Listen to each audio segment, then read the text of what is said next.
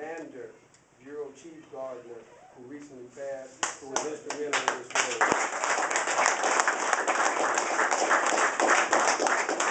Let you go with the first question. I just wanted to let the Congresswoman, if she had anything to say as the questions flow, I wanted to make sure we answer her questions. So you got the first row. I just want to testify. You know, I was in church earlier today. I had a cool day. But now I'm amongst my people. Now, what you don't know is that we speak in code. SOP. Class.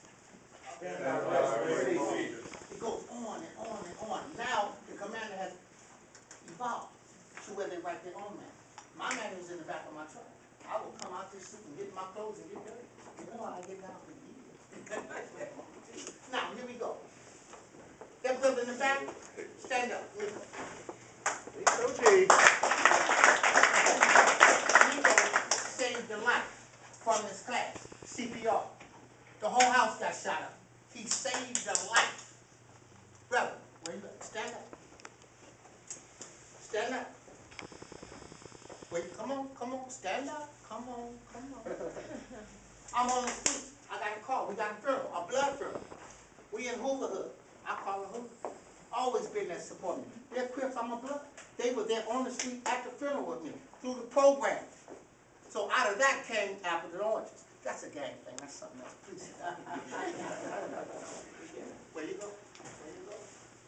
This brother, juvenile hall.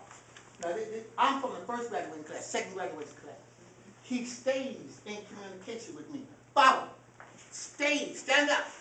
Stays in communication with me. If he's not on the phone, if he's not talking to somebody, he's on email.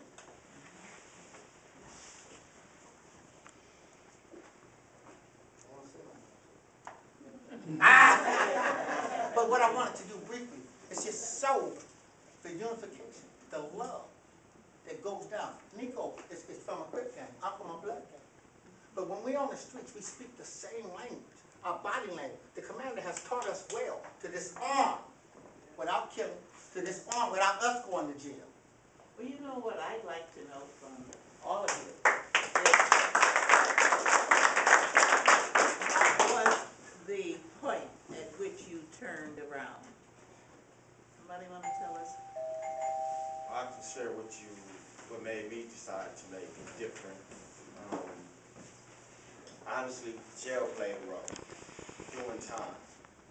And in the process of doing that time, you get books, you get knowledge, you get a lot of input of people telling you what you should do when you get out, and you realize at the same time, because you're growing up, the decisions you made, and at the same time, the kids that you left behind out there.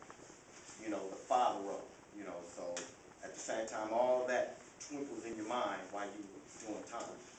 And so when I get out, part of my community, we established an organization to save the community.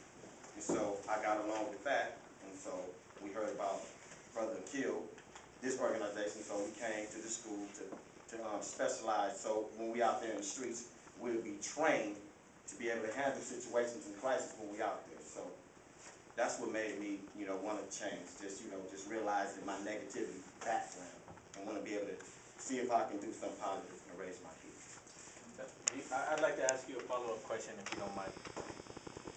When you decided to make that change, and you decided that you're going to leave that lifestyle and that life behind and start a new life, which is much more positive, correct?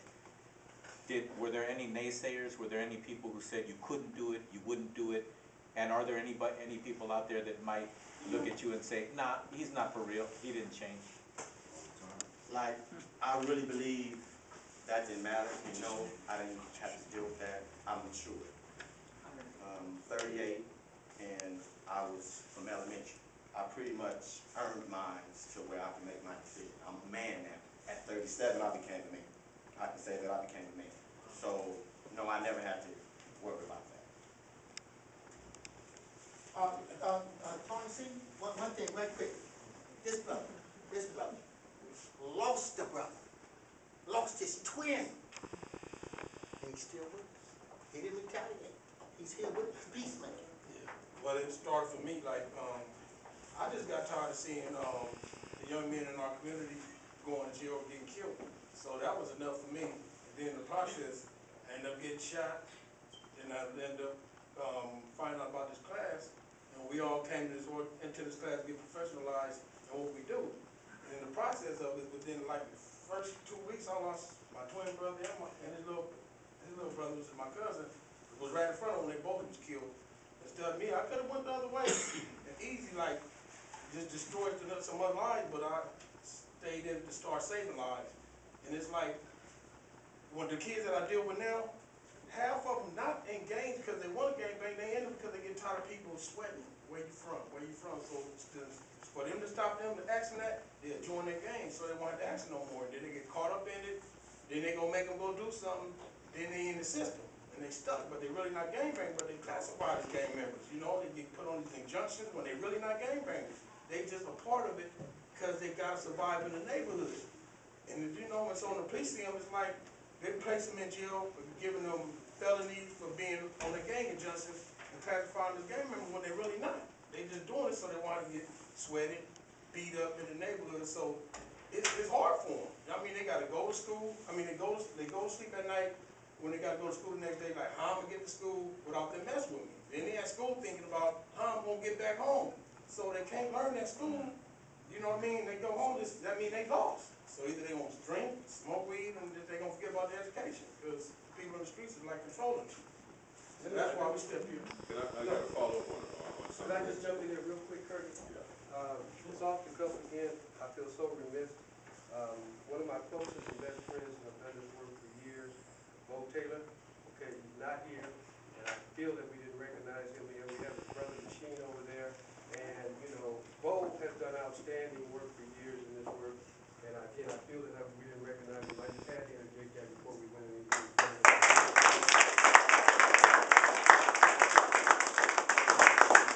It's just important for me to follow Congresswoman, your question about what made them change or turn to another direction. And I believe that it was not a vehicle out there for them. I think that they wanted to change a while ago. I really believe that they wanted to change a while ago. It was just not support vehicles for them to get into to make that change. It was easier for them to stay into the life. Once their support started to show up, of course they took that angle. And that's what you see now. You see more supportive angles to get them out and have them keep them out as opposed to 10, 15, 20 years ago. And it was never really a professional training. It was some training out there, but not to the point where these guys really understood it and felt good about it. You know, the life skills and all that kind of stuff. And so what you see right now is really affirmation of what can happen when they are supported long term.